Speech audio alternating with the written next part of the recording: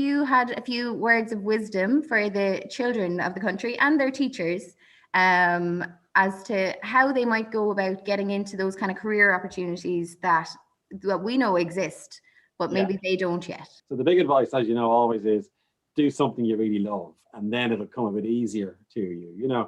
And then within science, there's so much to choose from, you know, and it can be anything at all, really, you know. And then there's so many careers. A science degree is absolutely a fantastic degree to have to enter into lots of different careers, not just science, remember, because the scientific training gets your brain to handle numbers and measure things and assess them and all that. And that can work in many different jobs.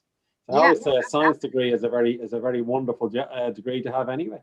And then the other important thing is, I think it's very important that we all do science up to a certain age, because in a democracy, it might say you should be informed about these things.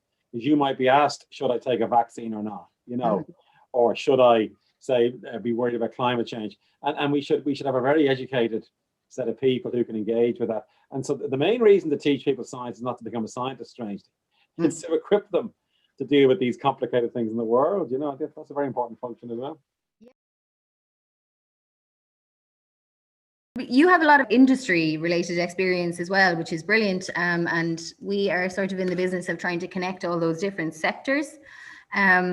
So if you had something to say, I suppose, to the broader scientific community in companies in the country in terms of supporting children, what would that be?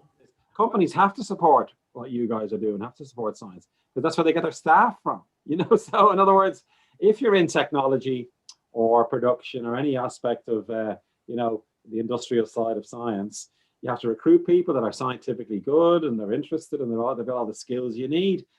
So that relationship is critical, I think, because they need their staff to be really good, don't they?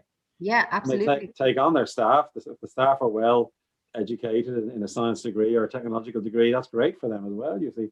And then also it's a way to get money back anyway, because they're probably, some of their profits are probably based on science and technology. So why wouldn't they reinvest in the system? It's a good thing to do, you know. Science while you're at school. What's your favorite food? Do you have like a favorite quote? Is your job ever scary? Do you have any facts about COVID that most people wouldn't know? Have you ever broke a bone? What's the name of your band? Say I get the vaccine today, when would I have to get it again? What's your theory about how the world will end? When you are younger in school, have you ever gotten like really big trouble? I was just wondering, what's your take on general relativity?